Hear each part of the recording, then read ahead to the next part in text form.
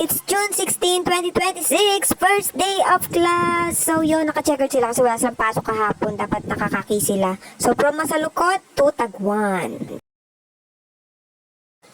At dahil first time mom tayo with student, bawal tayong pumasok sa loob. Watching lang tayo sa labas.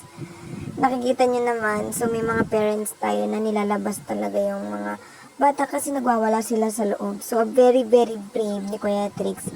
Yung nga lang is very nonchalant and observant. So, he's watching lang his classmate. Yan, so. So, every time nga na may umiiyak na bata, sumisilip talaga ako sa loob. Chinecheck ko if si Kuya Trix ba yung umiiyak. So, yun, I'm thankful talaga na super behave lang siya. Yun, pinapanood niya lang yung mga classmate niya. Tapos silip ako. Ang hirap lang mag-video kasi against the light yung pinto. Ayun, nasa nakikita niyo naman. Observant lang ang bagets! So, yun na nga. Hindi talaga mawawala sa kanya, guys, yung pagkapit niya sa damit. Kasi baby pa lang talaga mahilig na siya kumapit sa damit. O, yan yung pinaka-hobby niya na hindi talaga nawawala. Sinabihan ko na siya na, babe, huwag ko lagi kumakapit sa damit mo. Pero wala talaga tayong magagawa, guys. So, ayan, nakailang balik talaga ako dito dahil hindi ko makita. Ayan, nagpunta tayo sa likod. Nag-check tayo sa likod at dahil open na yung door sa likod para sa mga art materials sa mga bata na nasa mommies. Meron tayong pagkakataon na mag-video! Medyo hirap na ang Modren yung mag-video dito kasi tulog na si LJ. So, bit-bit ko siya habang nagbi-video tayo. Umahanap tayo ng magandang angulo natin ni Kuya Trix. Hindi ako masyadong lumalapit pa kasi the more na nakikita ng mga bata yung parents sila. Umiiyak. So, baka umiyak si Kuya Trix. Nag-observe lang muna ako dito. Tinitin ako mapapansin niya ba ako dito. So, ang hirap kumuha ng angulo. Sana, nakikita niya naman. Ang bait naman yan. Ino-observe niya yung mga ibang parents na nag-check ng kanilang children's. Ganun. O, diba? Look at me, look at me, look at me. Mommy is here. I'm here for you, my love. Ayan na, batang pasaway. Batang pasaway. Tulungan mo ko, mami. Ay, nakita na tayo ng bagets dyan, Di na niya ako tinigilan dito. Tinawag niya na ako dyan. So, coming!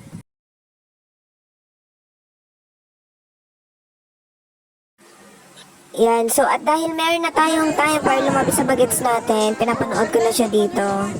As you can see, orange lang ang may kulay. At so, ito na si yellow. Hindi ko talaga malaman kung kaliwete ba siya o kanan. Kasi dito, nagkakaliwa siya. Pero later on, magkakanan siya kaya very pa. Tingnan pa natin. Yan, iba-iba pa siya ng hawak ng yung penmanship niya, hindi pa talaga natin matukoy kasi kahit sa bahay ganun siya. Kaliwa kanan pa siya magsulat. So, siguro dito natin malalaman kung ano talaga yung pinaka gagamitin niya. O diba, dinaan na lang ako sa dal. Hindi na siya nag-color. Anak, mag-color ka. Ano yung mga classmate niya, puro guri-guri na yung kanya. Star pa lang ang meron. At least star meron. O diba, ginakwento niya ako, sabi niya, Mami, si teacher daw happy. Sabi ko, bakit happy si teacher? Kasi, siya ay hindi nagka-cry. So, ito na nga, kinupalayan niya yung face. Nagpa-yellow, may hair pa yan, oy. At may awak siya color brown kasi sabi niya, yung color daw ng hair is color brown. Alam niyo yun, hindi na Pinoy. May kulay, oy. So, watching lang tayo dito. Pinadaldal ko siya dito na, ay, be, tama ba yung kulay mo, be? Tama yan sa kanya. Wala tayong magagawa. Observant, mami. Bawal mga elam. Manood lang tayo. Ayaw niyang paltan yung kulay, wala tayong magagawa. So, yun na. Pasa na kay teacher kasi wala nang nangyayari doon sa kulay-kulay niya. Wala nang pwersa kasi lahat sila nalabas na.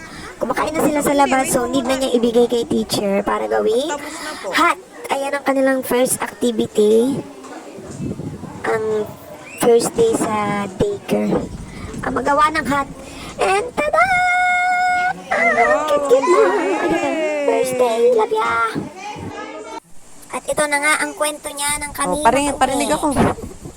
Chirakuda. Digo. Ta. Kusasaya. Yan na, nag-dance kayo? Yes.